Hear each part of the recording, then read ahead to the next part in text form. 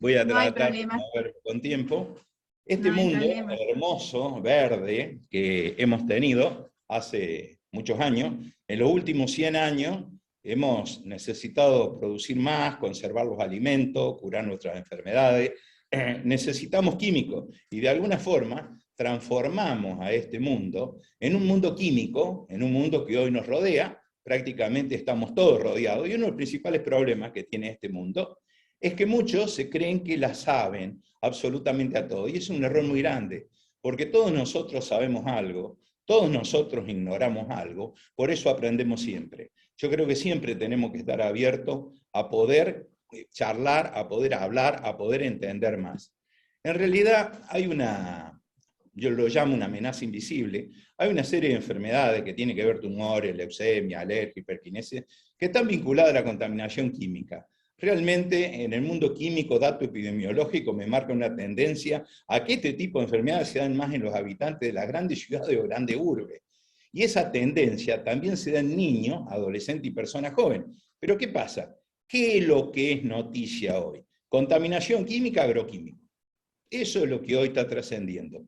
En una amenaza invisible, de alguna forma, yo voy a hablar de lo que no es noticia. Voy a hablar de los que muchos medios no se atreven a hablar, no se atreven a explicar. Estamos en contacto aproximadamente con 135.000 productos químicos diferentes en la ciudad y principalmente en el hogar.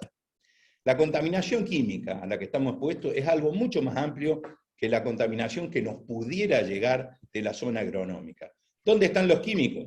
Las emulsiones por combustión de los fósiles, agroquímicos, desinfectantes, limpiadores, medicamentos, pinturas, combustible, insecticida, alimentos con todos los anticonservantes que hay, productos de cuidado personal, supieran las chicas lo que se coloca, anilina, aislante, plásticos de todo tipo, pegamento industrial, elementos escolares. A ver, muy pocos saben de que el Borramay, Peppermay, ese que ahora viene, que es una cintita, antes cuando venía líquido, 1 centímetro cúbico es suficiente para que un niño puede llegar a fallecer. O sea, cosas que se desconocen. Vamos a intoxicaciones en Argentina, Ministerio de Salud, Presidencia de la Nación. Del 100% de los intoxicados, todo, con medicamentos ya tenemos un 30%, lo cual realmente, cuando yo me dediqué a esto, en el año 2000, 1999 en adelante, es algo que me llamó mucho la atención. Ahora, los no medicamentos los tomo como un 100%. Y la sorpresa que me llevo, que los productos del hogar están en un 40%, los plaguicidas de uso doméstico un 20%, y los plaguicidas de uso agrícola no me llega a un 2%. Y si tomo exclusivamente según su uso de plaguicida, tengo que los que uso en el hogar me dan el 90 y pico por ciento y los de uso agrícola no llegan a un 8%. Y el último dato, charlando con la doctora Nilda Gay, toxicóloga, jefa de varias áreas de toxicología de la provincia de Córdoba y también de Latinoamérica, en la ciudad de Córdoba hemos tenido en el año 2017 y hasta marzo del 2018, tuvimos 59 casos de intoxicados con plaguicida. El 86% fue de uso doméstico y el 13% de uso agrícola.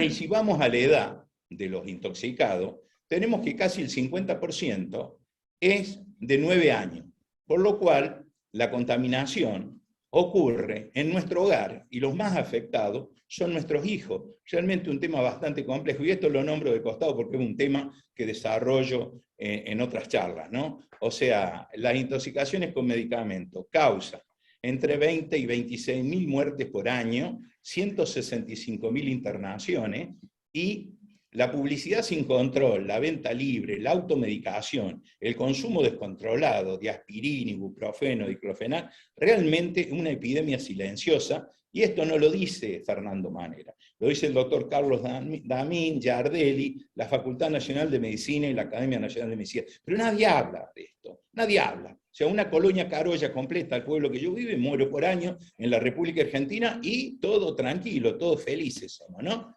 Mientras que la principal exposición que nosotros tenemos es en nuestro hogar, donde creemos que es lo más seguro que tenemos. La mayor exposición a la contaminación del aire en realidad ocurre en interiores, según la Agencia de Protección Ambiental.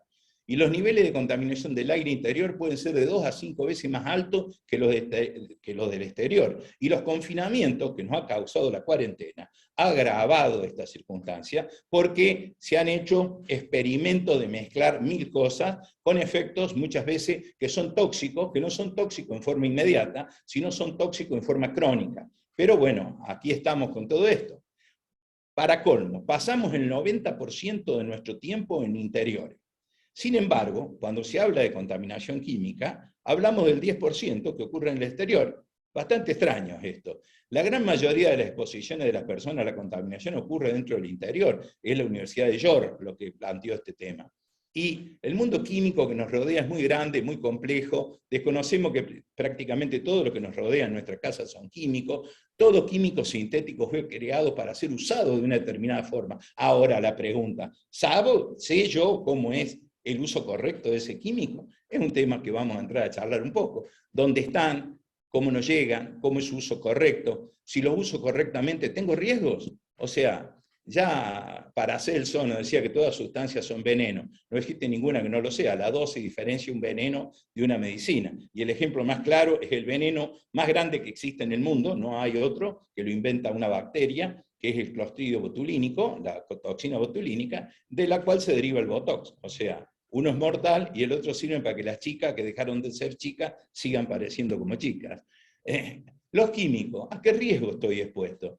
El riesgo de una sustancia peligrosa puede ocasionar el daño, depende de la exposición que tengo yo. O sea que, por lo cual, el que maneja el químico, sea un profesional, ingeniero agrónomo en el campo, sea una mujer, sea un médico que receta un medicamento, o yo en mi casa, cuando me duele la cabeza lo que voy a tomar, lo que necesito es educación y formación, porque el que manipula es el que trae en realidad el problema.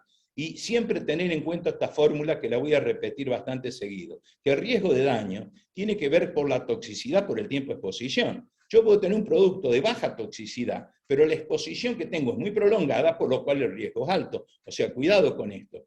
¿Por dónde me ingresa? Por la boca, respirándolo a nivel de piel y a nivel de la mama al bebé, que los últimos químicos de alto riesgo que voy a tocar al final de mi charla, ahí voy a explicar un poco este tema que muchas veces me lleva a una charla completa a hablarlo en algunas universidades. Vamos a los químicos en nuestro ambiente. Químicos de uso agronómico en el hogar y en medicina. Bueno, algunas contraindicaciones o contradicciones, quiero decir, o falta de información adecuada. Los agroquímicos, insecticidas, nosotros tenemos una ley, acá en este momento está escuchando el ingeniero Cedrán, Juan Carlos, que le mando un abrazo, un gran amigo, y sabe por qué él ha trabajado en esta ley, pero nos llevamos alguna sorpresa. Una de ellas, cuando yo comencé a investigar todo esto, en el año me llevo que los médicos pueblos fumigados se formaron en el 2003, 2004, pero resulta que cuando yo iba avanzando en esto, me iba encontrando que había químicos de uso agronómico que se usaban en medicina reiteradas veces. Uno de ellos es el lindano, el clorado, un clorado prohibido en el campo agronómico y veterinario por 12 leyes, porque se demostró que es cancerígeno, es el único agroquímico considerado por la Agencia Internacional del Cáncer como cancerígeno, como clase 1. Y nosotros, a pesar de tener 12 leyes que lo prohibían sobre las vacas, sobre los animales y en el campo para el control de plagas, lo teníamos al 1%, 10 veces más concentrado de cuando se lo usaba en el campo agronómico para matar los piojos en la cabeza de los chicos. Una locura. Presenté una demanda al defensor del pueblo de la nación que le dio lugar y a partir de febrero del año 2011, ¿se acuerdan? 2004, médico pueblo fumigado. Los muchachos tuvieron hasta el 2011 poniéndole esto en la cabeza a los chicos. Y es el peor agroquímico que se fabricó. Peor que el DDT, para que tengan idea los ingenieros agrónomos que me están hablando. Pero no era ese solamente. También tenía un fosforado neurotóxico, el malatión o mercaptatión. También lo tenía al 0,25% para poner en la cabeza de los chicos, con un uso agronómico del 0,1%. También, mediante una denuncia, se prohibió a partir de agosto del año 2012. Pero esto no es solamente. Vamos ahora a los piretroides. Deltametrina, cipermetrina, un montón de trinas que andan dando vuelta. Hoy en la cabeza de los chicos hay productos que tienen permetrina al 5%. Los ingenieros agrónomos que ahora están viendo lo usan agronómicamente entre el 0,1 y el 0,5. O sea que estoy utilizando un producto que si viene de baja toxicidad, lo estoy utilizando en el cuero cabelludo del niño, que es el lugar donde mayor absorción tiene por vía dérmica, y lo uso entre 10 y 50 veces más concentrado. Realmente yo creo que deberíamos tener algún tipo de cuidado especial en esto, ¿no? ¿Y qué hacemos con esto? O sea, me lo preguntaron muchas veces. ¿Qué hacemos con los piojos? Bueno, hacer lo que hacían las abuelas, es sencillo. O sea, lo que tenemos que hacer es agua, mezclarla con vinagre, 20 minutos, mezclarle la cabeza del chico, bebérsela bien, envolverle con una toalla para que no se le venga el vinagre a los ojos, se va a acordar de nosotros la abuela, y una vez que el piojo se soltó la liendre, que es donde está el problema, porque el piojo se saca fácil con el peine piojero, pero en realidad la liendre se pega con una sustancia que se llama quitina al pelo, que se disuelve en medio ácido. Con el vinagre logro el medio ácido débil y soluciono el problema. Y le digo, y si aprovecho unos minutos para dialogar, cuando hago este trabajo una vez por semana, me permitirá darme cuenta que hay algo más que piojos que amenazan la salud de nuestros hijos. Yo ya he tenido que dar charla hace 5 años atrás en un colegio primario de Colonia Carolla, porque en 6º grado había chicos fumando porro en el recreo. O sea que el mundo químico es bastante más amplio que lo que por ahí se cree.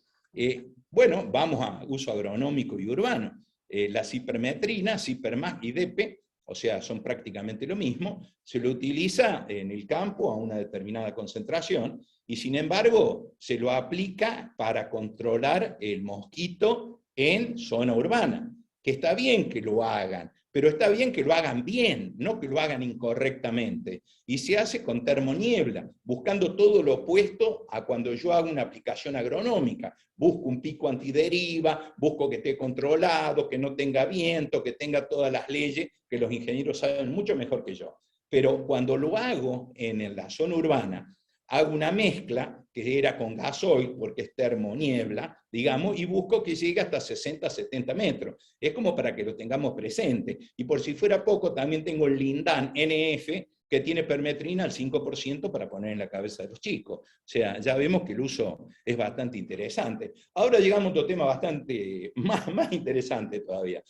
Tengo un amigo mío que me dice, tiene campo, y me dice, Fernando, dice, mirá, a mi señora cada 2 o 3 días le tengo que comprar un tarro Ray. Dice, es como si lo comiera. Y bueno, sí, realmente el uso descontrolado de este tipo de productos hace que el grado de exposición que tengamos dentro del hogar sea extremadamente alto. Y sí, tenemos insectos, los tenemos que controlar, por supuesto, pero nadie nos educa.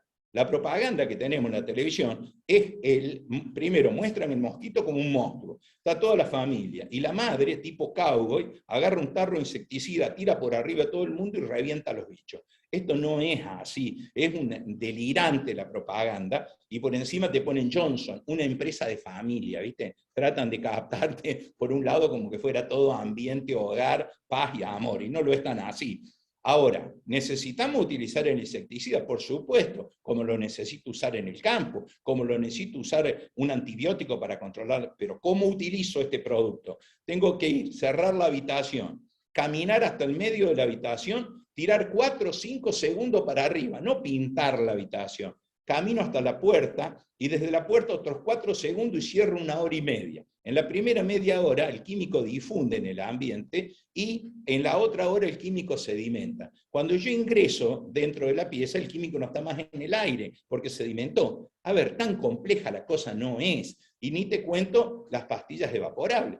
Una pastilla evaporable, que la estoy colocando en una habitación, yo tengo una concentración de un insecticida, porque no es el olor por el cual el mosquito se va. Hay un químico en el aire que hace que el mosquito se vaya o muera, y logra una concentración determinada para ahuyentar o matar durante 7 horas todas las noches seguidas. Y si leemos la caja de los productos, dicen que tenés que dejar abierta una puerta o una ventana para que la concentración no llegue a ser tan alta. Y no podés colocarlo a menos de 2,5 metros de la cabeza de la persona más próxima, donde la experiencia me lleva a que lo colocan en la mesa de luz, mientras más cerca, mientras más fuerte el olor, mejor. O sea, se entiende lo que explico con eso de los riesgos, ¿no? O sea, riesgo, toxicidad por el tiempo de exposición. Algo de baja toxicidad se puede transformar en un problema. ¿Y es el único químico que tenemos en el hogar? Para nada. Hoy con las mujeres y las plantas y las flores y todo, imacloprid, permetrina, piroxifeno, fipronil, glifosato, paraquat, 2,4-D, DDBP, uno de los fosforados más interesantes que hoy tenemos para utilizar. ¿Está prohibido el uso en el hogar? Sí, pero se lo consigue, se lo consigue. Ahora, por si fuera poco, tenemos el Protect, para dar una idea de cómo estamos expuestos. Hacen la propaganda ellos, por eso puse lo que decían, ¿no? Protege a tu mascota mientras ejerce un control ambiental. Su innovadora fórmula incluye piriproxifeno, que permite que el perro actúe como fumigador del ambiente, eliminando pulga y garrapata, reduciendo al mínimo la presencia de mosquitos. Qué genial que es esto. En una época estaba el gato volador, ahora el perro fumigador. Señores, esto es un grado de exposición, porque ¿quién juega con los animales? Pobre animal que se tiene que bancar la carga química, pero nuestros hijos están en contacto. A ver, esto es, quiero indicarle a todos ustedes, digamos, el grado de exposición que tenemos, sin que nosotros sepamos que son, en realidad, de alguna forma fitosanitarios. Y bueno, y vamos a los repelentes, ¿tenemos que usar? Pero por supuesto que sí, porque es una forma de protección, pero tenemos que saber que el naranja da 2 horas de protección, un verde da 5 horas, y ahora el extra duración tiene 10 o 12 horas. Tenemos que saber eso para no sobrecargar al chico en exceso. Es una dosis que tiene que ver con más un producto azul y no un producto verde. Hablando con ingenieros agrónomos, estábamos hablando que el producto sería azul, clase 3, igual que una banda toxicológica, una solución asperjada en el campo con dosis de fosforado, por ejemplo, para dar una idea. Hay algunos fosforados que fueron clase 3. O sea, y a lo que voy es cómo se lo tiene que utilizar. Yo, en la medida que puedo, tengo que aplicar el repelente, sí, por supuesto, de acuerdo al tiempo. Voy a aplicar la cantidad que corresponde, o voy a usar uno u otro. Mientras más tiempo esté afuera, bárbaro, uso el de mayor concentración. Cuando estoy dentro de mi casa no puedo usar repelente, y si lo voy a usar cuando sale, si lo puedo aplicar en la ropa del chico, es mucho mejor, no sobre la piel. Y los casos de intoxicaciones que hubo en distintos lugares, Estados Unidos, Londres y también en Córdoba, tuvieron que ver con madres que durante 3 días no bañaron a sus hijos y todos los días le ponían repelente, y el químico deja de tener acción repelente, pero se carga el químico, sigue estando presente. 3 días seguidos fue suficiente para presentar cuadros neurológicos que estuvieron internados en el Hospital de Niños en Córdoba. Señores, el mundo químico es bastante amplio que nos rodea. Y digamos, no pasa por no usarlo, sino que hay que usarlos correctamente. Leamos los marbetes, sepamos que llevamos a nuestro hogar, cómo se lo debe utilizar. Yo creo que educar es una frase que siempre pongo, educar, educar, educar, pasa a ser una cosa fundamental. La OMS nos habla que la contaminación ambiental por la combustión fósil es IAR clase 2A, es probablemente cancerígena. Y la contaminación dentro del hogar habla que es una contaminación que reduce la esperanza de vida por delante de la mala alimentación, la hipertensión y el cigarrillo. Estoy hablando de algo muy serio, y no lo dijo cualquiera, lo dijo la OMS. O sea, si bien hay algunos funcionarios que son un poco rápido en boca, pero debo tener en cuenta y respetar las instituciones. Hoy cualquiera hace un estudio de 2 días y lo sale publicando, y algunos lo llevan adelante como si fuera un trabajo científico, y lo único que es una chantada. La verdad es eso, señores. Plaguicida. El Chen Zhenlu es un profesor de la Universidad de Harvard, dice que es importante actuar ya, reduciendo la exposición de los bebés y niños a los insecticidas químicos, especialmente a los insecticidas de uso doméstico, que el estudio relaciona con leucemia y linfoma. O sea, un tema para tenerlo presente. Una universidad se encarga de esto. Ahora, saltamos de un lugar a otro. Yo no los voy a dejar muy tranquilos. Tomamos un poquito de agua y químicos en nuestros alimentos. Los alimentos como tóxicos en sí mismos ya de por sí son un problema. La forma incorrecta de cómo lo consumimos, el tipo, la frecuencia, la cantidad, qué tipo de alimento, es un verdadero flagelo del mundo moderno occidental. La obesidad es un problema extremadamente serio. Muchas enfermedades tienen su origen en una mala alimentación. 1/3 de los cánceres más comunes se previenen con una alimentación saludable. Pero esto es nuevo para nada. En el año 1600, Don Quijote en un diálogo con Sancho Panza le dice, come poco y cena más poco, que la salud de todo el cuerpo se fragua en la oficina del estómago. Vamos a los aditivos alimentarios, que sí son necesarios, pero debemos tener en cuenta ciertas condiciones. Vamos a uno que controla el hongo, el ácido benzoico. El ácido benzoico es agregado en muchos alimentos, uno de ellos las gaseosas que tenemos, y tiene la IDA. ¿Qué es la IDA? Ingesta diaria admisible. La ingesta diaria admisible es la cantidad de miligramos de un químico que puedo consumir por kilo de peso corporal por día sin que eso signifique un riesgo para mi salud.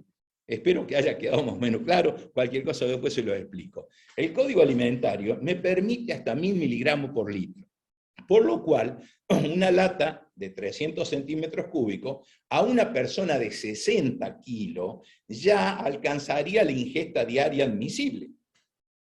Una lata de 60. Yo, lejos de ser fundamentalista, pero a lo que voy, que un chico tome un vaso de esta gaseosa o de las otras, de la que quiera, 2 o 3 veces a la semana, le significa un riesgo a su salud. Para nada. Pero el problema lo tengo que nos volvimos consumistas nosotros, de modernos, de lo que es la televisión, los que nos bombardean con todo. Y hoy yo estoy viendo chicos de 7, 8 años que toman 1 litro y 1,5 litros de gaseosa todos los días. Es un tema realmente serio. Entonces el problema está en el químico que tiene o está en el uso incorrecto de lo que tiene. Más el pH, que es muy bajo, de las morochas, es 2,8, se hace a base de ácido fosfórico, y bueno, y compite con el depósito de calcio. Ya se ha demostrado osteoporosis en preadolescente, es como para lo tengamos presente. Hay países que lo tienen prohibido a este conservante, pero bueno, es como para que tengamos una idea. Nitritos, los salames, por ley, tiene que tener el agregado de nitrito. Ustedes habrán escuchado que hace poco tuvimos cuadro de botulismo en chacinados. Eso se debe a que no le colocaban nitrito, porque el nitrito es un químico extremadamente tóxico, la ingesta diaria admisible es 0,06 miligramos por kilo, es muy bajo, y se lo tiene que usar en los productos curados, salames, jamones y todo eso. ¿Por qué? Porque ese le da el ambiente en ausencia total de oxígeno por la grasa, y eso le permite la reproducción. ¿Cómo le va? Por eso es el motivo. Alguien está entrando justo. Bueno, el código alimentario permite hasta 150 miligramos por kilo. O sea que una persona de 60 kilos con 30 gramos diarios superaría en teoría la ingesta diaria admisible. A ver, si yo voy a consumir este tipo de productos, tengo que tener ciertos cuidados, porque los nitritos se combinan con las aminas y amida, formando nitrosamina y nitrosamida, que tienen efectos carcinógenos en animales. La OMS lo considera IAR clase 2A, o sea, probablemente cancerígeno, por lo cual no es recomendable que le den de comer chacinado a chicos menores de 5 años. Pero yo, que estoy en una zona de producción, veo que hay chicos de 1 o 2 años, tan chochos los abuelos, viendo cómo el nene le prueba el salame que le colocaron nitrito. Señores, el mundo químico, vuelvo a repetir por enésima vez, es mucho más amplio de lo que creemos. ¿Qué pasa con los nitratos en vegetales? ¿Por qué los nitratos, cuando lo comemos, no se forma esa combinación de nitrosamina? ¿Por qué? Porque tienen la vitamina C y E que impiden esa unión. Por eso, en Estados Unidos y la Comunidad Europea, cuando se va a agregar nitrito en un alimento, se le agrega ácido ascórbico, porque bloquea esa acción, los ascorbatos. Es un tema de educación.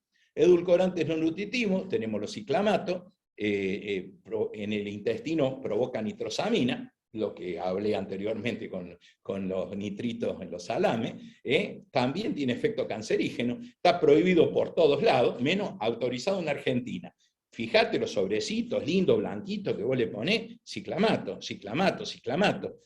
O sea, realmente yo creo que debería, a los muchachos, compañeros míos del INAL, lo he planteado muchas veces, muchachos, ¿por qué está prohibido en un montón de lados y acá está permitido? Es muy fácil decir que el cáncer es tal cosa. O sea, señores, por lo menos tengamos ciertos cuidados. Y tenemos el aspartamo. El aspartamo es el que más denuncia está teniendo en este momento la FDA en Estados Unidos, porque, digamos, es un químico que se lo ve vinculado a problemas neurológicos, por lo cual se vincula con esclerosis múltiple y Alzheimer. No es que esto provoque Alzheimer, por favor, hay estudios que lo vinculan, la FDA lo tiene autorizado, pero está muy en la mira. Por eso Estados Unidos comenzó a trabajar cultivando mucho esto que tenemos, la stevia, que es de origen americano, es de Bolivia, Paraguay y Argentina. Este arbusto es un árbol chiquito, un arbusto, bueno, ya se lo está extrayendo y realmente se lo sintetiza, y muy bueno, excelente. Yo tengo la oportunidad de consumir las 3 marcas de Bolivia. Argentina vino mejorando bastante, pero todavía no nos arrimamos. La realidad es esta. ¿Por qué no promocionamos el uso? O sea, colorantes artificiales, un tema bastante complejo, azocolorante, eritrocina, azul brillante. En América Latina bajamos de 55% de colorantes artificiales a 50%.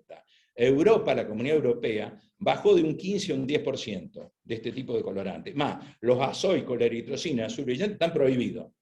Acá están permitidos. O sea, realmente, fíjense en ustedes, lo pueden leer tranquilamente, cuáles son los problemas que afectan. ¿Y a dónde se utiliza el colorante? ¿En qué? Se lo utiliza en algo porque el aditivo colorante es el único que no sirve para nada, no tiene ninguna función. La única función que tiene es atraer, es a la vista. ¿Y a la vista de quién? Fíjense en las golosinas, está a la vista de nuestros hijos. Y fíjense en las bebidas, este es un dato que tenemos para Latinoamérica. El 50% es bebidas con azúcar, el 30% aproximadamente es bebida endulzada con edulcorante y el 20% es agua. Realmente, si no revertimos esto, como familia deberíamos tener que nuestros hijos están expuestos a algo más que algunas caries, ¿no? O sea, señores, volvemos. El mundo químico es muy amplio, muy complejo, que se debe tener en cuenta. Pasamos a otro, yo salto un tema a otro, porque si dispusiera de todo el tiempo sería muy largo. Las micotoxinas, un tema muy serio. O sea, las micotoxinas son consideradas clase 1, es cancerígeno, sí o sí. O sea, la contaminación del 25% de las cosechas en el mundo, según la FAO, están contaminadas con micotoxina, un tema extremadamente serio. ¿Y cuáles son uno de los temas más complejos?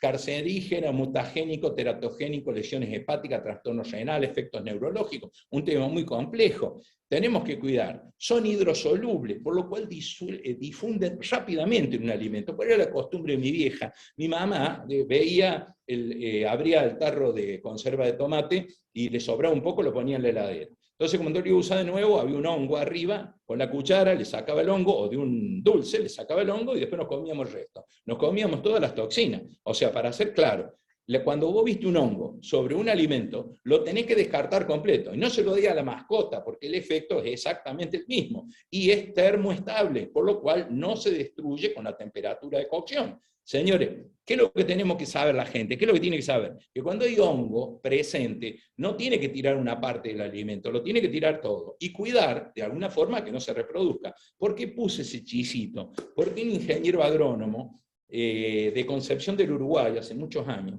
tomó 20 marcas de chisitos de la provincia de Santa Fe, de Córdoba y de Buenos Aires, y lo llevó a analizar a la uva, y le analizaron fumonicina, que es una micotoxina. Bueno, el que menos tenía 256 microgramos por kilo de peso, y uno tenía 1650, cuando la ingesta diaria admisible es de 2 microgramos por kilo de peso.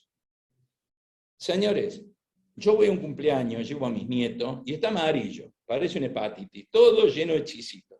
Pero que vaya a comer chisito una vez cada 10 días, no significa un riesgo potencial para la salud. A lo que voy, yo voy a dar charla en los colegios, y veo, y me dicen las docentes, que hay padres que le llenan los bolsillos con chisito todos los días. Ahí sí cambia el riesgo por el tiempo de contacto que tiene el producto. Entonces, bueno, vamos ahora al uso veterinario de algunos antibióticos, nitrofurano y cloranfenicol. 2 antibióticos prohibidos en el campo de medicina veterinaria, desde el año 1993 en el mundo y del año 1995 en la República Argentina, porque se demostraron que cuando se tratan los animales con este tipo de antibióticos, quedan restos ligados a las proteínas que cuando uno lo come tiene efectos posibles de cáncer. Señores, ya el cloranfenicol, la misma IARC ya lo clasificó clase 2A, y los nitrofuranos han sido clasificados también como 2A, pero todavía no salió últimamente, no ha sido publicado, pero yo ya tengo contactos que me dicen que también lo han incluido. Señores, acá en medicina, el clorafenicol se lo utiliza poco, pero los nitrofuranos es un antibiótico de elección para infecciones urinarias en mujeres. A ver, no lo puedo tratar a una vaca porque cuando me como un bife tengo riesgo, y cuando le doy el tratamiento con nitrofurano, que es uno cada 6 horas, durante 12 o 14 días, a las dos cosas juntas no pueden estar. O prohibición es una exageración, o lo que estamos haciendo en el campo médico, habría que hacer una revisión bastante importante, ¿no es verdad? Vamos al agua, lo que estamos tomando. El cloro. ¿Tiene que tener cloro? Sí o sí. Solucionamos miles y miles de intoxicaciones agudas de origen hídrico por el cloro.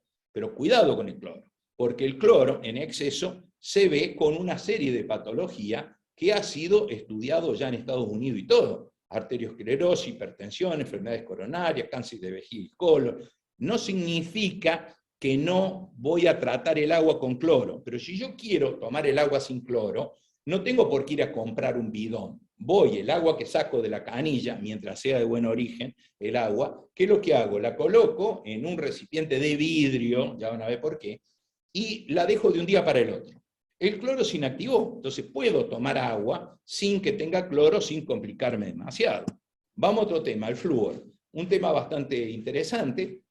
Nosotros en la provincia de Córdoba, en el sur, de Río Cuarto para un costado, tenemos flúor bastante elevado, hay que tener cuidado, porque bueno, se expone, digamos, por debajo nos exponemos a aire, y por encima hay una serie de problemas que compiten con el calcio en los huesos y genera un hueso muy denso, y a su vez ahora se ha demostrado que es un neurotóxico, que es un problema muy serio. En el mundo se está planteando retirarlo de todos los enjuagues bucales y de las pastas dentífricas, porque eso se suma si el niño lo traga. Por lo cual, en este momento, cuando yo planteo en estas charlas, señor, eduquemos a nuestros chicos que se tienen que lavar los dientes como corresponde 4 veces por día. Pero por favor, que no traguen eso, que lo enjuaguen y lo escupan, por favor, que no lo traguen, porque hay un aporte de flúor en exceso que termina siendo un neurotóxico. Y vamos al arsénico, un tema bastante interesante. Nosotros vivimos en un mar de arsénico, normalmente en la Argentina, en muchas partes, mi provincia lo tiene, en Buenos Aires también, en el Chaco, gran cantidad, la mitad de Santa Fe. Bueno, el arsénico, el límite sería 0,01, como prácticamente se lo logra en muy pocos lugares, se da como aceptable 0,05, porque bueno, también yo no conozco ninguna patología que se haya presentado de esto que están mostrando acá, el Power, por debajo de 0,05. Pero sí hay que tener en cuenta que la Agencia Internacional del Cáncer lo considera cancerígeno, clase 1. Y tengamos en cuenta, acá la provincia de Córdoba, esos son los sectores donde nosotros donde tenemos la mayor concentración. Y también en la provincia de Buenos Aires tenemos que, donde es rojo, digamos, lo tenemos por encima de 0,1, y donde está amarillo lo tenemos entre 0,05 y 0,1, lo cual hace que sea una exageración. Por debajo de 0,05 es lo que está en celeste. O sea, hay una gran cantidad, y es un cancerígeno clase único. Con esto no estoy diciendo que te va a morir de cáncer porque tomás el agua. Yo era de Laborde, pegado a Belleville, teníamos una gran cantidad de arsénico en el agua, y no solamente es tomándolo, bañándote, las verduras que se riegan, todos los animales que toman, todo un tema interesante para hablar del arsénico, que es para explayarnos bastante, no solamente en una charla que trato de abarcar todo. Bueno, si creemos que los químicos en nuestros alimentos lo hemos agregado nosotros, estamos muy equivocados. Hay tóxicos naturales que de por sí tienen, lo tenemos en el caso de la papa, que tiene solanina y chaconina, como en el tomate, la tomatina cuando es verde, el tomate cuando no está maduro, pero en la papa se produce, que tiene alcaloides siempre, pero en un nivel que no trae problema a nadie. Pero cuando la papa está brotada, que está esa papa blanda, que está muchos brotes y todo, concentra hasta 3 veces eso, y trae un problema de toxicología bastante serio. Náusea, diarrea, vómito, dolor de cabeza, vértigo, alucinación, hipotermia, edema cerebral, coma y muerte puede llegar a tener. inhibe la colinesterasa, o sea que actúa como un fosforado o un carbamato desde el punto de vista clínico. O sea, para que tengamos idea, mayor riesgo, por supuesto, los niños, pero ¿con quién preparamos la papilla? Cuando la mamá a los 4 o 5 meses ya comparte la teta que le da su leche con la primera papilla. ¿Con qué la hacemos? Con papa. Señores, ¿qué es lo que tenemos que educar? Por favor, si hay una papa brotada o una papa verdosa que ha tomado tono verde o una papa muy lastimada, tírela directamente, no la utilice. Aumenta con la germinación, con la papa verde y la lastimada. O sea, yo creo que tenemos que tener en cuenta. ¿Qué pasa con el hervido? El hervido no lo destruye, el microondas cocinado más o menos la mitad, y la fritura se demostró que por encima de 150 grados estos alcaloides se destruyen. O sea, podés tener problemas con el colesterol y la papa frita, pero si tenés una papa muy lastimada y no tenés otra, hacerla frita. Un poco de chiste cordobés, pero es la realidad, por favor. Bueno, yo creo que siempre, insisto, y si educamos, a la gente le falta educación.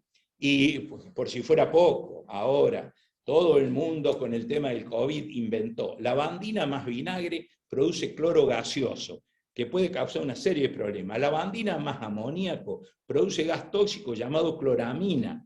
La lavandina y alcohol produce cloroformo, que es muy tóxico. El agua oxigenada y el vinagre, hay una combinación que hace un peracético, que es un excelente desinfectante, pero es altamente corrosivo. Y la más común, la lavandina más detergente, se inactiva la lavandina y el detergente, y a la vez provoca el desprendimiento de gas cloro. Nosotros en la República Argentina, que sepamos desde el punto de vista toxicológico, tenemos demostrado 2 casos de 2 niñas que trabajaban en el servicio doméstico en Capital Federal, en un baño muy cerrado, muy chico, porque el gas cloro es más pesado que el aire, no tenía buena ventilación y respiraron eso, y cuando la encontraron muerta. Señores, estamos hablando de una mezcla.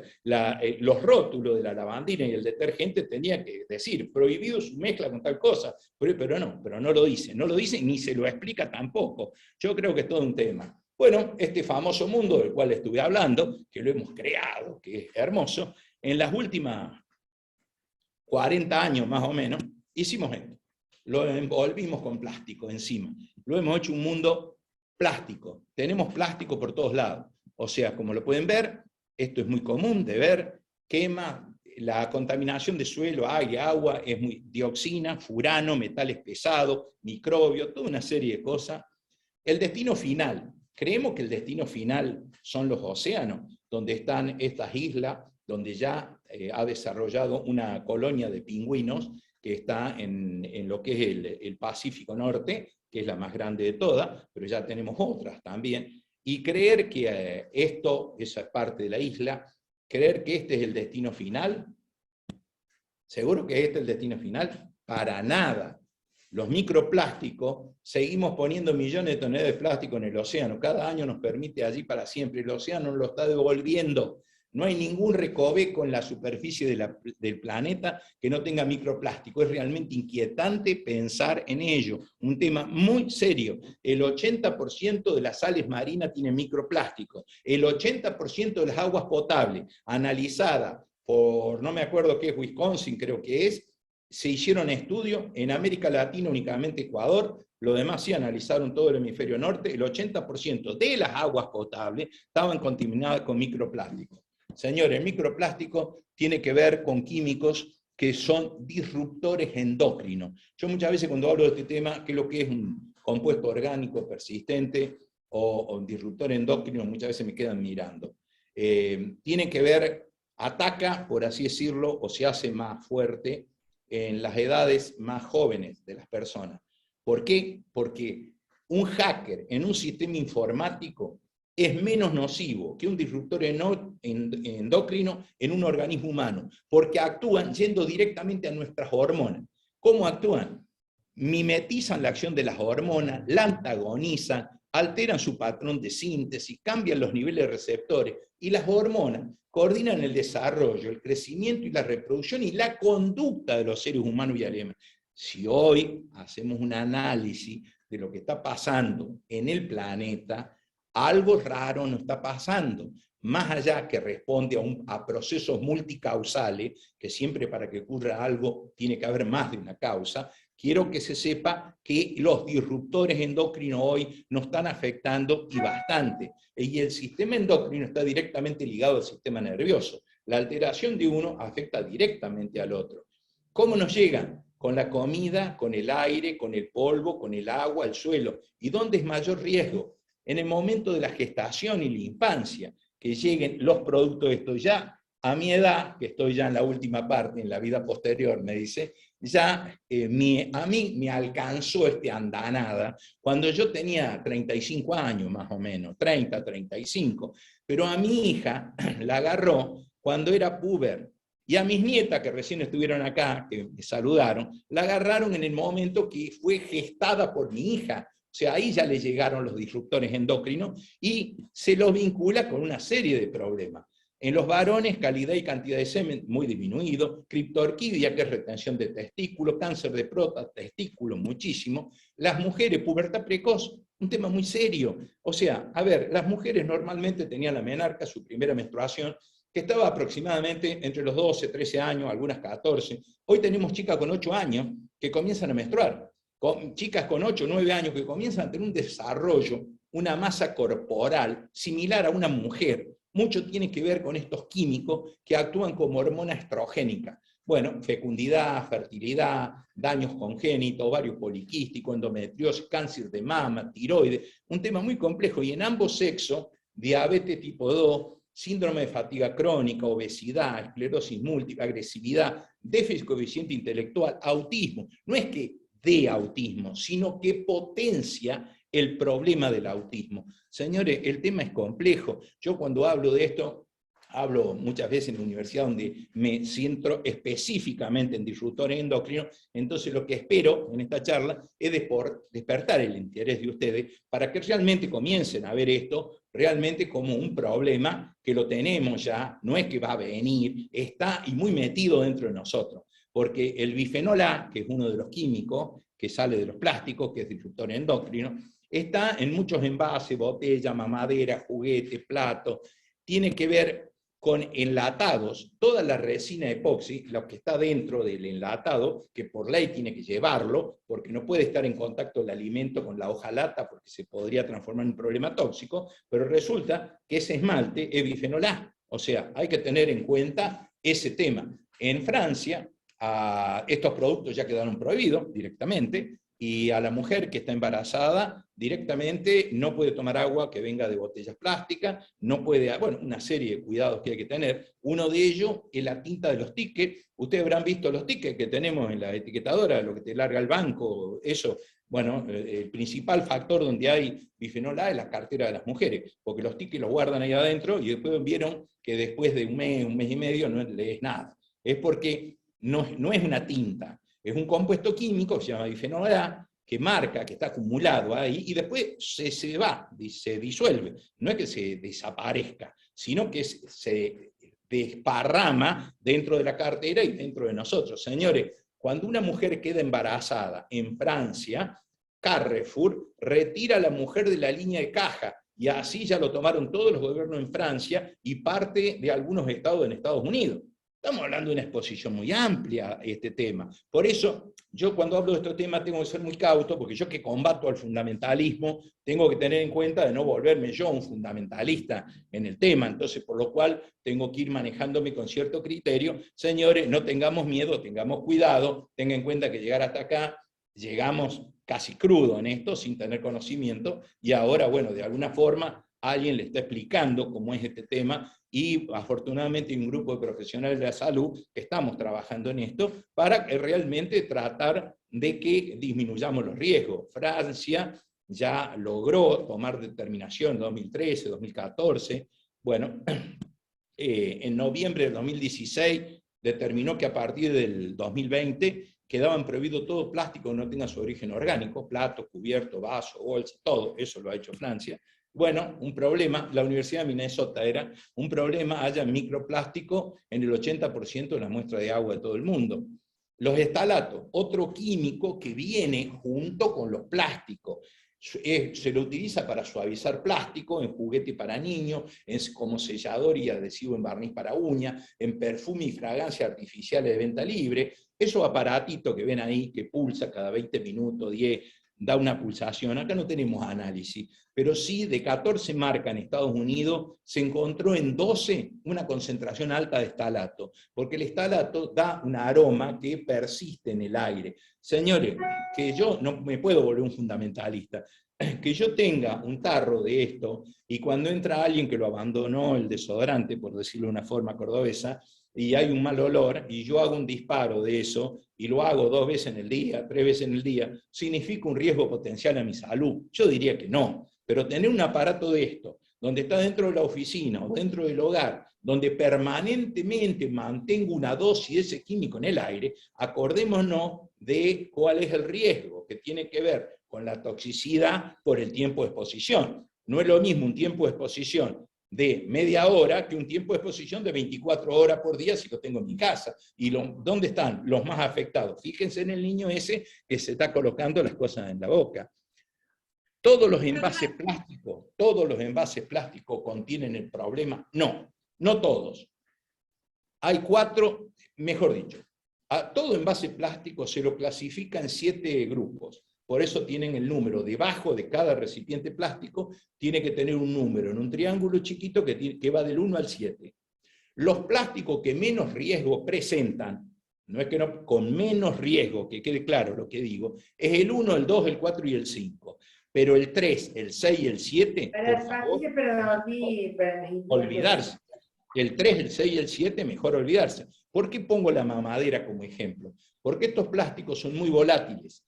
Por lo cual, cuando yo caliento alimentos dentro de un recipiente plástico, favorezco la migración del químico que está en el envase hacia el contenido, sea este una leche de bebé o sea un alimento que estoy calentando en el microondas o en el baño María. No tiene que ver el microondas en esto, tiene que ver el recipiente plástico. Tenemos que por lo menos comenzar a tener cuidado con esto. Y en algunos casos aparecieron ahora envases plásticos que no traen ningún triángulo. El que no tiene, considérelo como si fuera nocivo, directamente.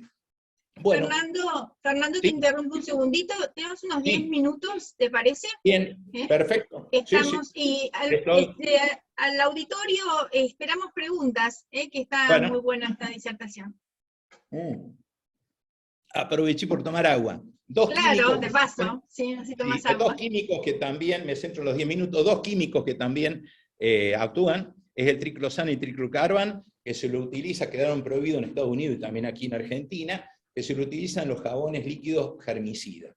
No tiene ningún sentido utilizar un jabón germicida, y mucho menos con un químico que es un disruptor endocrino. Yo creo que, bueno, los efectos sobre la fauna silvestre son muy serios, provocan feminización de los masculinos, hembras de gaviota formaban pareja con otras hembras, el 80% de las aves eran estériles, un tema osos polares con hermafroditismo, porque estos químicos difunden por todo el planeta, o sea, por el efecto saltamonte, van de la zona ecuatorial hacia los polos, o sea, un tema bastante complejo para poderlo explicar en un tema rápido. Bueno, lavar muy bien la fruta, quitar la cáscara o piel, no usar el agua de hervido de los vegetales para preparar la papilla, quitar la grasa, porque me olvidé decir que estos químicos son solubles en grasa, por lo cual se depositan en grasa. Cuando yo como y quito la grasa de la carne que voy a comer, estoy sacando el 80 al 90% de los disruptores endocrinos. Preferir el consumo de pescado de alta mar o en zona costera y río, leer los rótulos, bueno. Cuidado con todo este tema. Voy a adelantarme en algo. Bueno, acá tenemos algunos ejemplos. 2 productos muy conocidos, ¿no? Cáncer. Cambiemos temor por conocimiento un poco, ¿les parece? Definir el cáncer como una enfermedad amerita establecer la relación existente entre el cáncer y que se presenta en el individuo y la frecuencia y la intensidad y la duración de la exposición a esos químicos. Y nunca ocurre con un solo tema. La Sociedad Americana del Cáncer determina que de todos los cánceres en general, el tabaco tiene que ver con el 30, el estilo de vida, acuérdense lo que decía el Quijote, el estilo de vida el 35, nutrición, sobrepeso, falta de actividad física, virus un 15%, son los que más se han demostrado que sí el virus es responsable del cáncer. Lo demás son estadísticas. heredo familiar entre 10 y el 15%, y la contaminación ambiental menor al 10%. Incidencia de cáncer en el mundo, porque todo el mundo habla de los cánceres que tenemos acá, en Argentina y todo. Bueno, quiero que sepan que Dinamarca es la capital de cáncer del mundo, le sigue Francia, Noruega, Australia, Irlanda, todos los países de Europa, de Australia, Nueva Zelanda, y después recién los primeros de América del Sur, que es Uruguay, Barbados, Guyana Francesa, y recién viene Argentina y Brasil. Fíjense, en Dinamarca 340 por cada 100.000 y Argentina 218. Yo no sé cuánto agroquímico tirarán en Dinamarca, Francia y Noruega, en Islandia, pero nosotros sí, bastante. Deberíamos tener una correlación. A ver, es una conclusión que saco muy rápido, ¿no? Pero para tener en cuenta. Mapa de cáncer en Córdoba, Argentina, capital. Tenemos más casos de varones, incidencia de cáncer en la ciudad de Córdoba que en el interior de la provincia, al igual que las mujeres. Grupo 1. La Agencia Internacional del Cáncer ha determinado que las micotoxinas, los virus, la radiación solar, el arsénico en el agua, el asbesto, el formaldehído que se utiliza en el cabello de las mujeres, las dioxinas, las quemadas de basurales, las bebidas alcohólicas, el polvo de madera, la fábrica de muebles, la fábrica de reparación de calzado, la producción de aluminio y el lindano, entre otros 108 elementos, producen cáncer, sí o sí. Y grupo 2, probablemente cancerígeno, es la acrilamida, la nitrosamina, que viene de los chacinados, las bebidas calientes de té y mate, pobre té y mate, es bebida a más de 80 grados, el té y el mate no tienen la culpa, los escapes de motores diésel, insecticidas no arsenicales, cloranfenicol, las lámparas de cama de bronceado, la manufactura de vidrio, ser peluquero y barbero, trabajo por turno, aquellas empresas cuyo personal trabaja una semana a la mañana, otra a la tarde y otra a la noche, hace que se varíen los patrones circadianos del sueño. Eso hace que la IAR lo haya clasificado 2A. ¿Cómo clasificó? Al glifosato y al malatión, junto con otros 59 elementos. Quiero que quede esto claro. La IAR concluyó que el herbicida glifosato y los insecticidas malatión y diacinón fueron clasificados como probablemente cancerígenos los humanos, como grupo 2A. Pero lo que muchos no siguieron leyendo es que señala que tiene limitada evidencia de carcinogena en humanos para linfoma no Hodgkin, no para cualquiera. Y en la Córdoba, que tenemos bien estudiado el tema, tenemos que el primero es de próstata en los hombres y el linfoma no Hodgkin es 9º, y en las mujeres el primero de mama y el linfoma no Hodgkin es 10º. Para tener más claro, por una cuestión nada más que estadística, lo más alto lo tenemos en Mina, Pocho y San Alberto, que son los departamentos de la montaña, y más bajo en Juárez Selma, Marco Juárez y San Justo. En realidad esto por una cuestión matemática, no es porque sea tan real. ¿Por qué? Porque la cantidad de habitantes que hay en los departamentos Mina, Pocho y San Alberto es mucho menor que en Juárez Selma, Marco Juárez. Entonces un caso solo en la zona de sierra modifica la estadística. Tampoco hay que manipular las estadísticas. Bueno, ¿qué dice la agencia europea? Que no es cancerígeno, la autoridad europea seguramente que no es cancerígeno, la protección ambiental tampoco. Y acá se habló mucho de Berry Ituzaingó, Anexo, Montemaí, Canals. El doctor Martín Alonso ha hecho un estudio junto con un equipo muy grande, hay libros editados al respecto, y dice que los casos observados son menores a los casos esperados, luego de ajustar la población de Ituzaingó, Anexo, Montemaí y Canals en la ciudad de Córdoba. Por lo tanto, en Ituzaingó, Anexo, Montemaí, Canal, no se puede establecer que haya más casos de los esperados.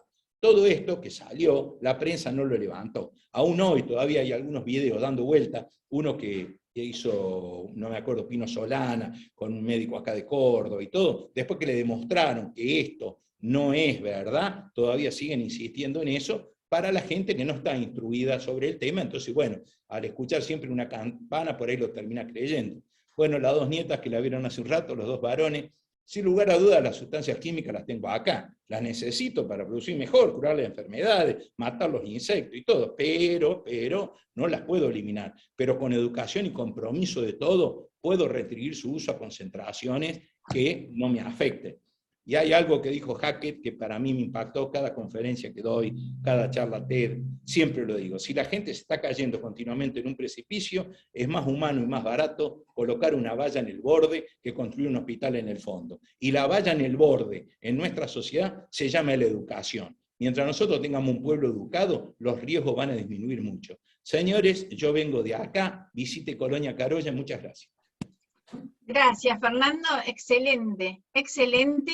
La verdad, hemos aprendido, tenemos 100 personas que hemos aprendido muchísimo hoy. Vamos a pasar ahora a la siguiente presentación. Mientras tanto, bueno, sigan haciendo preguntas, que todas son muy buenas. Les voy a presentar a Pablo Méndez. Pablo Méndez es ingeniero agrónomo, egresado de la Universidad Nacional de La Plata, es coordinador para Buenos Aires y La Pampa de CASAFE. CASAFE es la Cámara de Sanidad Agropecuaria y Fertilizantes. Bienvenido, Pablo, gracias por estar. Muchas gracias, Nora. Buenas tardes a todos. Le voy a pedir por ahí a Fernando si puede dejar de compartir. Así yo pongo mi presentación. A ver, ¿ahí salió? Ya va a A ser. ver, Fernando. ¿Pude salir? No. Para. Acá sí. ¿Ahora? Ahora sí, perfecto, Fernando, Ahora sí, gracias. perfecto. Muchas gracias. Bueno, Fernando, te felicito, excelente, muy clara la presentación. Y bueno, Muchas me gracias. dejan a mí acá un ratito, unos 15 minutos, pongo en la pantalla, como para poder hacer un cierre y vincular un poquito lo que contaste recién sobre esto y toda la información que nos diste en relación a los fitosanitarios, ¿no? Voy a ver si puedo, permiso, voy a ver si puedo acomodar esto, disculpen, si puedo sacar esta barra que está por arriba, ya lo hago, ocultar panel de video. Listo. Perfecto. Entonces, bueno, vamos a hablar un poquito de esto. Ahí ya Nora me acaba de presentar. Yo soy Pablo Méndez, como coordinador de Buenos Aires y La Pampa para CASAFE. ¿Sí? Y Fernando hablaba mucho sobre los productos químicos en general y habló de algunos productos fitosanitarios.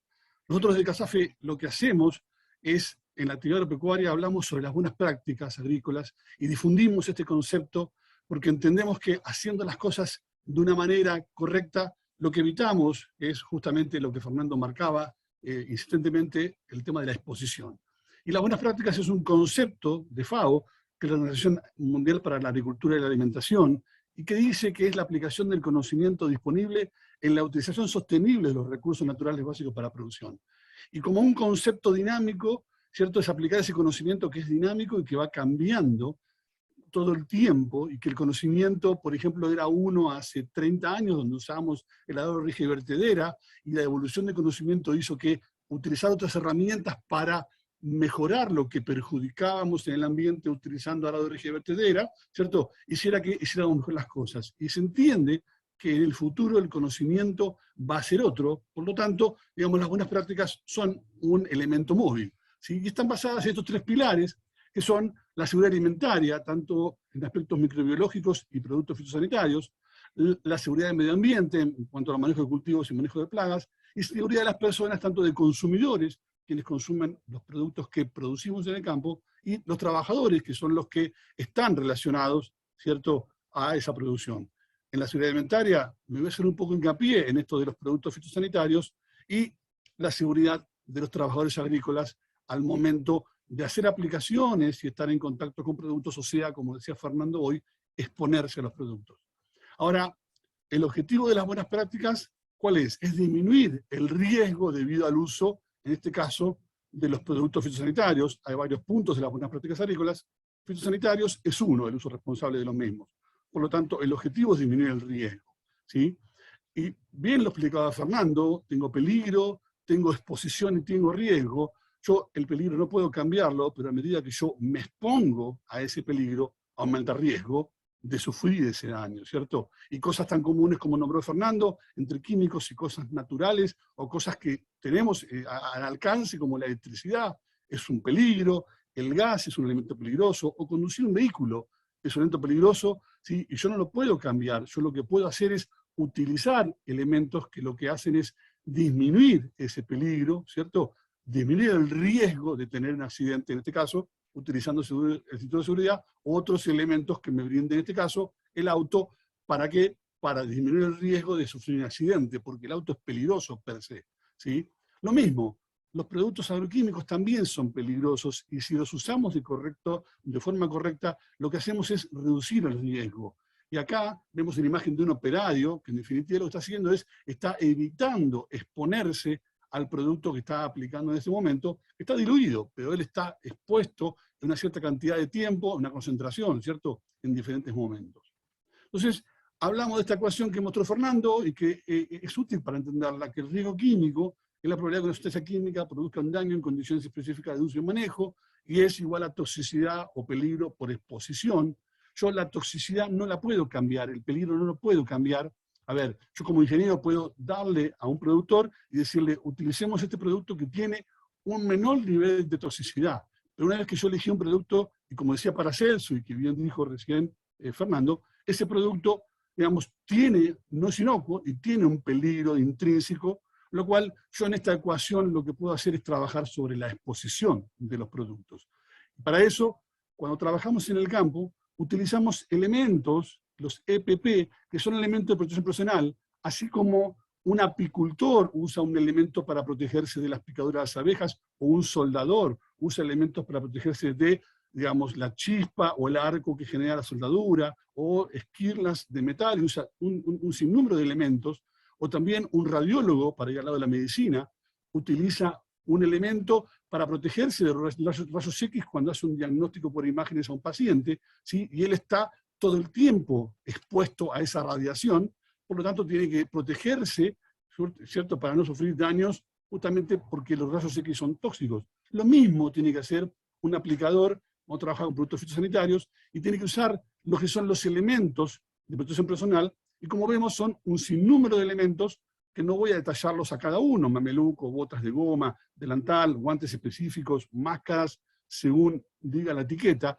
pero todos estos elementos los voy a utilizar, obviamente, según me indique la etiqueta del producto que estoy utilizando, en función de su nivel de toxicidad y a la exposición a la cual me expongo, ¿cierto? Como dice Fernando, el tiempo de exposición, la frecuencia con la cual me expongo y la concentración, que es distinto cuando estoy cargando una máquina o una mochila con un producto puro de alta concentración, o cuando estoy haciendo la aplicación con un producto diluido. Estoy expuesto de las dos maneras, ¿cierto? O el tiempo de la duración de esa exposición. Entonces, lo importante acá es decir, bueno, ¿cómo me entero? Las etiquetas tienen mucha información y me van a indicar el nivel de toxicidad del producto, y me van a indicar qué elemento tengo que usar yo como operario al momento de hacer una aplicación de productos para no exponerme yo. Y también qué cosas tengo que hacer, para redondear, ¿cierto? ¿Qué cosas tengo que hacer para no generar daños a terceras personas, a consumidores, en productos que van directamente a la góndola y al consumo humano, ¿cierto? Y al medio ambiente.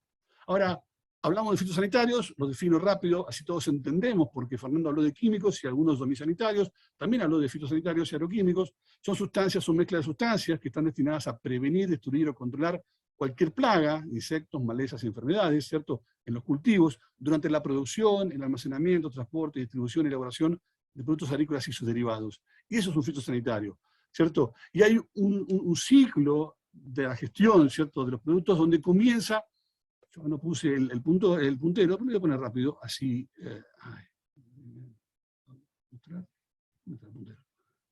Bueno. No importa. Acá, en definitiva, hay un proceso en el cual comienza con la investigación y desarrollo, ¿cierto?, de las moléculas que luego van a ser manufacturadas una vez que se define cuáles son las moléculas en función de organismos de control. Va a haber un almacenamiento y transporte de los productos. Y luego va a haber un trabajo de un profesional que va a hacer una observación de los cultivos y va a ver si hay insectos benéficos, va a hacer un plan integrado de manejos de las plagas, ¿cierto? Si son insectos, malezas o enfermedades. Y si dado el caso, así como un médico diagnostica y toma una decisión de hacer una prescripción de un remedio, el profesional va a hacer una prescripción para el uso de un producto fitosanitario, ¿cierto?, en la aplicación del producto en el cultivo, para hacer justamente con toda esa plaga. Luego hay un proceso de manejo de envases y por último la disposición de los que son los productos obsoletos. Ahora, en esta fórmula que decíamos, ¿cierto?, toxicidad y exposición, las etapas de desarrollo, y acá quiero marcar 2 o 3 cosas para no aturdirlos, solamente una de 159.000 moléculas que se investigan para producir un producto fitosanitario llega al mercado. O sea, hay 160.000 moléculas que se estudian y solamente una llega. Si lo comparamos con medicamentos, el dato que yo tenía es que hay unas 10.000 moléculas que se estudian en medicamentos para que llegue un remedio al mercado. En fitosanitarios son 160.000 para que llegue una. Y para ello se demoran 12 años de investigación y desarrollo, donde se hacen estudios, más allá de la inversión que se hacen estudios sobre seguridad ambiental, seguridad toxicológica, la eficacia agronómica, cómo va a actuar ese producto en la eficacia de lo que quiero controlar. Van a haber estudios que participan muchos científicos sobre la toxicología, la química, la bioeficacia del producto, cómo afecta al ambiente, pero también se presentan más de 120 estudios, ¿cierto?, a las autoridades de control, donde se muestra la seguridad del producto, la eficacia, y esas autoridades evalúan el producto y comprueban la eficacia para controlar la plaga a la cual se propuso controlar, como también evaluar la seguridad para la salud y el ambiente, no solamente para la plaga que estoy haciendo, cómo la controla, sino la seguridad del medio ambiente, y también autorizan el producto para usos específicos y plagas específicas. Todo esto es un proceso continuo, porque un producto estando en el mercado, ese producto, o ese producto de los 160.000, estando en el mercado, sigue siendo estudiado, porque el conocimiento sigue apareciendo, porque es dinámico, y cuando el conocimiento muestra, los estudios muestran que ese producto, ¿cierto?, no cubre, digamos, uno de estos estudios o estas observaciones y análisis que se hacen para ser habilitado, se llega al caso de retirarse del mercado, ¿cierto? El conocimiento nos permite tomar decisiones, es decir, este producto con esta nueva información, tenemos que retirarlo del mercado porque tenemos nueva información que nos permite decir que esto causa daño. Y esto lleva adelante de SENASA. Y para eso, las etapas de desarrollo, se hacen estudios desde la síntesis, lo que es la química del producto, la biología del producto, a lo largo de años, ¿sí?, como decíamos, 10, 12 años, y los procesos, lo que son la toxicología y la ecotoxicología. La química, biología del producto, toxicología y ecotoxicología. En la toxicología, tanto en mamíferos y en el entorno, ¿cierto?, se estudia la toxicidad aguda, subcrónica, crónica. No voy a entrar en eso, pero Fernando medio estuvo hablando, ¿cierto?, de esto de mutagénesis, carcinogénesis, teratogénesis, aspectos de reproducción. Se estudian los productos a lo largo de un tiempo, ¿cierto?, cómo actúan en mamíferos y cómo actúan también en el entorno, en algas, en pulgón de agua, en peces, aves, abejas, microorganismos, en diferentes, digamos, elementos que están en el ambiente. Y también la ecotoxicología, ¿cierto?, como el metabolismo, ¿cierto?, de esos productos en plantas, animales y suelo, y cómo quedan residuos en esos plantas, animales y suelos a lo largo del tiempo. Fíjense que todo esto es un proceso en el cual, después de esos 12 años, un producto queda habilitado para poder ser utilizado, y como dije en la anterior placa, el estudio continúa durante todo el tiempo, ¿cierto?, en la medida que aparezca algo que a la investigación y desarrollo diga, che, esto, las nuevas tecnologías, los nuevos conocimientos, así como el ejemplo que se me viene ahora, el asbesto, el amianto, ¿cierto?, que lo usábamos para la tostadora del pan o para el traje del piloto Fórmula 1, donde se ponía amianto para aislarse de fuego, ¿sí? Y bueno, cuando uno sabe que, o el conocimiento nos dice que es cancerígeno, bueno, se retira del mercado, y así con diferentes productos. Entonces, como para redondear y dar un cierre de esta ecuación, donde decimos que riesgo, toxicidad, exposición, yo la toxicidad, como dije al principio, no la puedo cambiar. ¿Puedo elegir un producto que tenga menor toxicidad? Sí, por su banda toxicológica, por su banda de color toxicológico. Bueno, llega el caso, elegiré un producto banda verde, pero no significa que banda verde sea ecológico, no, nada que ver. Me está indicando ahí un nivel de la dosis letal media, que la del E50 es un producto banda verde, que en este caso tiene un nivel de toxicidad dado, pero no es inocuo. Con lo cual, una vez que yo elegí producto, lo que tengo que hacer es, bueno, utilizarlo, pero yo tengo que trabajar en la exposición, como dije hoy. Yo no la puedo modificar. Y las buenas prácticas agrícolas trabajan en el punto en la exposición. En matemática, les voy a recordar un poco esto en matemática, en una ecuación, cuando yo multiplico un número por un número menor, el resultado es menor. Si la exposición fuera 0, el resultado del riesgo sería 0. Todo número multiplicado por 0 me da 0. Es imposible que sea 0 exposición. Cuanto más baja sea la exposición, el riesgo, ¿cierto?, a las personas que aplican, a los consumidores, al medio ambiente, es bajo. Les dejo este icono, este QR, ya terminé mi exposición. Si quieren, escanéenlo con su teléfono, porque su opinión nos interesa desde CASAFE como para seguir trabajando y generando más capacitaciones. Yo acá, Nora, ya he terminado. Gracias, Pablo, muy bueno, muy claro. Dejamos un ratito esta así pueden sacarle una foto. Y bueno, gracias. La verdad que impecable ambas presentaciones. Yo tuve una mosca todo el tiempo alrededor mío, como a propósito parece que fue. Bueno, si querés, Bueno, cuando quieras dejar de listo. compartir, Dejo de presentar. de presentar, sí. Gracias. A Bueno, ustedes. vamos a dar un Vamos con las espacio a las preguntas. ¿Querés, preguntas. Nora? Sí. Dale, Sí, Pilar, bárbaro. adelante. Muy buenas preguntas, así que vamos con la primera para Fernando. ¿De dónde se obtiene el dato del nivel de toxicidad del envase plástico? Hay distintos organismos que han determinado que, de acuerdo a la formulación que tienen los plásticos, es el riesgo que hay. O sea, puede googlearlo y va a encontrar distintas formulaciones, que está el número 1, el número 2, el número 3 y 4, y cuáles son los riesgos que presentan uno y otro. O sea, hay estudios, se ha realizado por universidades, hay determinaciones de gobierno, como Francia, por ejemplo. O sea, se puede buscar, o sea, busque toxicidad de plástico y se van a llevar una sorpresa. O sea, busquen clasificación de envases plásticos, también le va a aparecer los 7 envases, y bueno, y hay países que ya tomaron determinaciones muy claras. El tema es que el mundo plástico, la bolsa plástica, que uno vio, cree que ese solamente. A ver, hoy, ¿cómo te lo doy un solo ejemplo? El famoso campera de cuero ecológico. No he visto animalada más grande que decir eso. El cuero ecológico tiene más o menos entre 400 y 500 años para desaparecer, mientras que un trozo de cuero común entre 5 meses desaparece. Muy bien. Siguiente pregunta, Fernando. ¿Por qué se inactiva el cloro cuando se coloca el agua clorada en un recipiente de vidrio? No tiene que ver el recipiente, tiene que ver con la temperatura ambiente y la luz. El cloro se inactiva con la luz y la temperatura. Por eso es un problema, ya que seguimos educando un poco, como el cloro es muy corrosivo, el hipoclorito, generalmente los supermercados compran stock y lo ponen en un galpón de chapa en el fondo, donde está a alta temperatura. Cuando vos comprás, en lugar de tener 55 gramos por litro, tiene 20 gramos por litro. Entonces, cuando haces la dilución, haces una dilución incorrecta. O sea, vale la pena tener en cuenta eso, que no hay que estoquearse cloro. Pasa con la pileta, con los elementos. El cloro es un elemento inestable a la temperatura y a la luz. Por eso en las piletas se agrega cloro a la noche.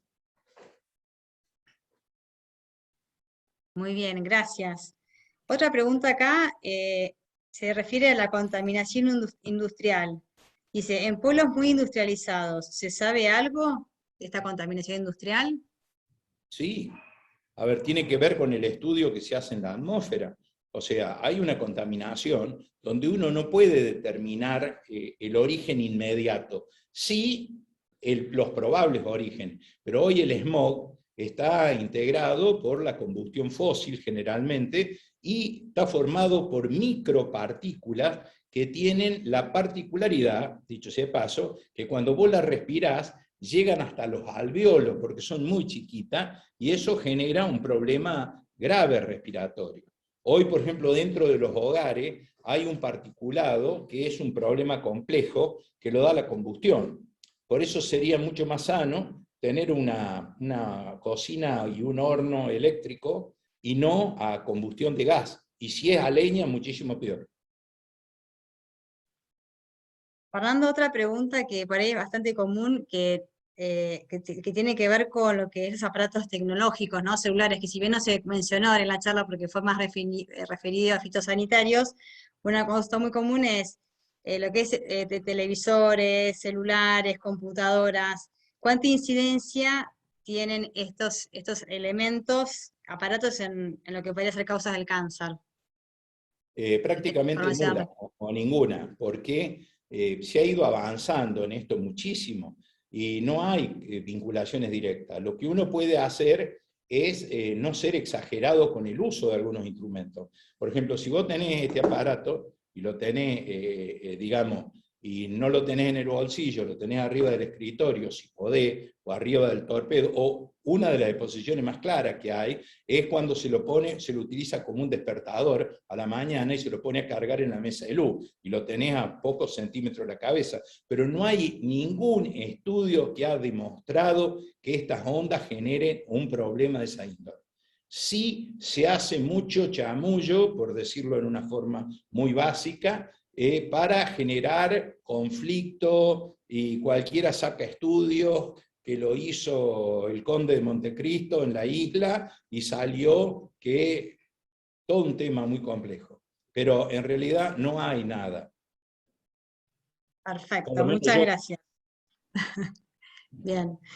Después, otra pregunta es, ¿por qué cree que habiendo tantos productos fitosanitarios, ¿no? Insecticidas, herbicidas, la discusión siempre queda centrada en el glifosato? Si hay evidencia de persistencia de algún fitosanitario en el cuerpo humano a niveles tóxicos. Y por ahí, atado a esta pregunta, si el tema del glifosato, ¿cuánto hay de carga ideológica en este tema? Muchísima. Comienzo por atrás. El tema del glifosato se lo ha demonizado, porque glifosato, Monsanto, Bayer, Estados Unidos, capitalismo tiene que ver con la oligarquía y toda la mar. Hay toda una onda que va por ese lado, y también hay que reconocer que durante mucho tiempo las empresas que producían estos químicos pensaron que esto era una cuestión pasajera, y salieron muy tarde a aclarar. Entonces se ha generado una bola de nieve muy importante en todo esto.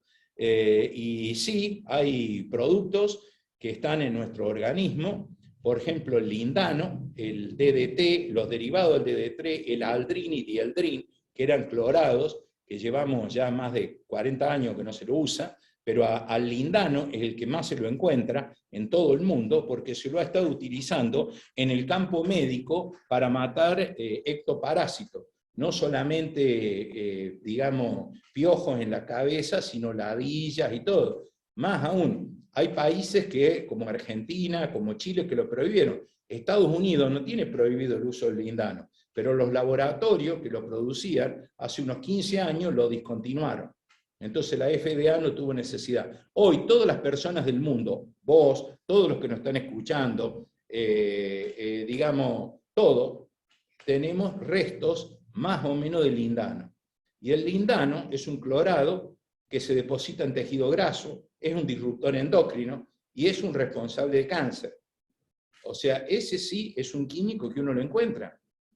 Más, y muchas veces se ha hecho analizar gente de un sector del pueblo, y le encuentran eso, y los fundamentalistas están diciendo, viste, tiene agroquímicos y todo, pero no aclaran que ese agroquímico se lo dejó de utilizar ya hace muchas décadas, porque se demostró que tenía un problema y todo, y después se lo siguió utilizando en el campo médico por más de décadas, digamos, por varias décadas. Por eso hoy el lindano es el que más se encuentra en sangre y tejido graso de los animales vivos.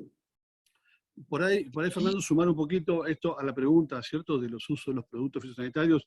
Hay una evolución de usos de productos con banda verde. O sea, sí, el dato que tengo, hacia el 2013-2015, el 76% de los productos que se ponen en el mercado, ¿cierto?, son productos banda verde. No significa, como dije hoy en la charla, que por ser banda verde es un producto inocuo. Pero, en definitiva, cuando un producto en ese proceso de desarrollo va a tener un alto nivel de toxicidad por su banda toxicológica, se deja de producir. Hacia el año 1985, para que tengan una idea, el 2% de los productos en el mercado eran de banda verde, el 25% era banda azul, y un 60% banda amarilla, y un 8% banda roja. Hoy, productos banda roja en el mercado de fitosanitarios es el 0,3%, y el 16% es banda amarilla, casi el 7% es banda azul, y un 76% son banda verde. Fíjense cómo la investigación y desarrollo va y propende hacia productos con menos nivel de toxicidad. Ahora, no significa, ¿cierto?, que porque sea banda verde, y lo quiero remarcar, sea un producto inocuo. Y porque sea natural, que esto no lo dije, los productos fitosanitarios pueden ser de diferentes orígenes, de síntesis química, pueden ser biológicos, de origen natural o mineral, ¿cierto?, como diferentes productos, ¿cierto? que hay productos que son minerales que también son tóxicos, y los productos más tóxicos también están en la naturaleza, lo cual no implica que algo que sea biológico o natural sea inocuo. Y eso también es importante marcarlo. Hay productos fitosanitarios de esos orígenes que tienen su nivel de toxicidad y su peligrosidad. Por lo tanto, a todos hay que utilizarlos de manera responsable. Sí, Pablo, y también aclarar que porque sea orgánico y certificado orgánico, tiene autorización de productos que algunos no son clase 4, son clase 3, y sin embargo están autorizados su uso. O sea, eso la gente desconoce. Hoy la palabra de la abuela, orgánico, de la mamá, de la familia y todo, chamullan y venden. En la parte de alimento hemos tenido oportunidad de encontrar productos que se los comercializaba como orgánico y resulta que fuimos, lo iban y lo compraban en el mercado a un tipo común y después le ponía la chapa de orgánico y lo salía a vender. No nos olvidemos que vivimos en el país un poco complicadito. Bárbaro. Bueno, y acá la última pregunta que nos hacen es si usted cree que en el futuro se pueden disminuir el uso de los fitosanitarios, ¿no? De los agroquímicos. Yo creo que sí, hay una tendencia. Hoy las investigaciones están avanzando muchísimo, cada vez hay más modificaciones genéticas, digamos, que van haciendo que productos en sí, que la semilla, cuando nace la planta, ya tenga una protección. Digamos, si bien no es un tema directo mío, pero el BT y otros tipos de semilla que han sido modificadas. Hay una semilla de berenjena, por ejemplo, que no requiere aplicación de ningún tipo de producto, de que se la siembra hasta que se la cosecha. Y bueno, hay una tendencia a disminuir la cantidad de productos. Además, nadie está tirando químico porque se le ocurre. Eso por ahí pretenden dejar dicho eso. Nadie quiere aplicar un químico incorrectamente porque es perder dinero, es perder, más allá de la responsabilidad que tiene que tener, los químicos tienen un costo, y por lo cual mientras menos químico utilicemos, es mucho mejor para todo el mundo. Esa es la realidad. Pero también, recién nombraste vos, Pablo, la DL50, y me he tomado el trabajo, cuando hice la última edición del libro, de poner en una hoja todas las DL50 de los principales agroquímicos. Y en la otra hoja, los principales medicamentos. Pero por lejos la DL50 de los medicamentos es muchísimo más baja que la de cualquiera de los agroquímicos. Por lo cual los medicamentos tienen la dosis de toxicidad muy próxima a la dosis que se tiene que dar. Muchos medicamentos, por eso tomar una pastilla por día, logras el beneficio, y tomar 3 pastillas te puede ocasionar un cuadro tóxico muy grave. Yo quería sumar a esto, a esta pregunta, digamos que la importancia acá de un profesional que hace un trabajo exhaustivo, recorre un lote y toma decisiones, ¿cierto? Pero no solamente las decisiones al momento de recorrer ese cultivo, sino previas, porque conoce qué sucedió en el cultivo anterior, qué plagas tuvo, qué insectos, qué malezas, qué enfermedades, y toma decisiones, como dijo Fernando, de elegir primero cultivos resistentes a esas plagas y enfermedades o no repetirlos, porque en definitiva lo que no quiere es tener pérdidas en ese cultivo, pérdidas económicas o pérdidas productivas, ¿sí? El segundo punto es cuando ya está instalado el cultivo, toma decisiones, ¿cierto? Y hace observaciones, es lo que llamamos el manejo integrado de plagas, ¿cierto? Donde también hacemos un manejo integrado donde utilizamos diferentes tipos de labranza, diferentes tipos de siembras, pero también observamos si hay insectos que me ayudan a controlar, y para eso el conocimiento es indispensable. Saber qué insecto, en este caso si tengo que controlar otro insecto, es benéfico y cuál me está haciendo un daño. Si existe una vaquita San Antonio, por decir algo, que está comiendo pulgones, bueno, y ver en qué cantidad está, no voy a tomar una acción, ¿cierto? Y para eso el conocimiento es indispensable, lo que decía, y ahí viene la acción. Nosotros no pregonamos el uso de productos fitosanitarios. Lo que decimos es que cuando haya que tomar la decisión, cuando un profesional tomó la decisión de hacer una aplicación de un producto, que se haga de manera responsable. ¿Para qué? Para que las gotas que está asperjando de la forma que sea, con una mochila dentro de un invernáculo, o una máquina pulverizadora, o un avión, o lleguen al blanco objetivo. Porque no tiene sentido largar gotas y que no vayan al objetivo, porque también, como decía Fernando, es perder plata. Y en la pregunta hablaba específicamente de agrotóxicos. No es para entrar en una discusión, mi viejo era médico y mi viejo a sus pacientes jamás prescribió un farmatóxico, él prescribía remedios que mal usados, como dijo Fernando, son tóxicos. Porque a mí si mi viejo me decía, Pablo, tomate un ibuprofeno cada 8 horas y yo me tomaba 10 cada 8 horas, seguramente me iba a intoxicar, no me iba a curar antes. Entonces, yo como profesional ingeniero agrónomo lo que hago es prescribo a los productores, o debería hacerlo si trabajo en eso, ¿sí? Prescribiendo productos que lo que hacen bien utilizados, ¿cierto? Sanan, cuidan, controlan y, digamos, actúan frente a adversidades. Sí, perfecto. Sí, sí, es así. O sea, por eso está la prescripción de una receta médica. Pero hoy tenemos un problema. Casi el 70% de los medicamentos que se compran en la farmacia, que se van a adquirir, van sin receta. No pasó por un profesional médico. Pasó por alguien que tenía una infección de garganta y hace mucho le recetaron tal antibiótico, y hoy que tiene un ardor cuando orina, calcula que tiene una infección urinaria y va y compra el mismo antibiótico, no tiene nada que ver una cosa con la otra. Se está obviando a un profesional que ha estudiado 6 años de carrera más 3 años de especialidad por lo que dijo doña Pola al lado de mi casa. Y pasa más o menos lo mismo como aquel tipo que es dueño de un campo y se cree que la sabe toda y no consulta con el profesional para hacer las cosas como corresponde. Bueno, bárbaro, muchas gracias a ambos. Nora, tengo una última pregunta, estamos en tiempo, creo. ¿Cuál es el riesgo de los técnicos que recorremos cultivos a diario, soja por ejemplo, a pesar de respetar los tiempos de reingreso? Perfecto, es una pregunta que está muy buena. Nosotros estamos hablando también de esto, de los tiempos de reingreso, ¿sí? Y más también, acá lo hablan en cultivos extensivos, hablamos mucho en cultivos intensivos, y sucede esto, aplicaciones de productos fitosanitarios en invernáculos, ¿sí? Primero, sin ningún tipo de protección; segundo, a veces los chicos jugando en el charquito al lado de los aplicadores, ¿sí? Que no tienen la instrucción, y que trabajamos en eso, y que les falta instrucción. Y también el tema del tiempo de reingreso, digamos, de utilizar lo que llamamos esto de la comunicación del riesgo, donde hablamos de, bueno, comunicar a los operarios y a la gente que va a entrar a un lote si existe o si hubo una aplicación, y el tiempo que tiene que transcurrir para el reingreso a ese lote o a ese invernáculo. Y es importante. Y también hablamos mucho de la ropa, ¿cierto?, de trabajo, que es distinta a la ropa de aplicación, que mostré el EPP, y también la ropa distinta a la ropa, digamos, con la cual yo me desenvuelvo en casa. Yo, si voy con ropa de trabajo a un lote, en casa no me voy a sentar o abrazar a mis hijos, ¿cierto?, que pesan 10, 12 kilos, porque más allá de que, a ver, la concentración de producto que tengo que estar llevando a casa debería ser mucha, yo no voy a estar llevando, ¿cierto? No lo va a hacer, a ver, no lo va a hacer un albañil, o no lo va a hacer quien está trabajando en otras actividades, llevando a su casa algo que puede perjudicar. Con lo cual, es importante esto de la vestimenta, ¿cierto? Ropa de trabajo es ropa de trabajo, y cuando trabajo en un lote, saber, tener información, cuándo fue el último momento, la última aplicación en ese lote para poder ingresar, ¿cierto?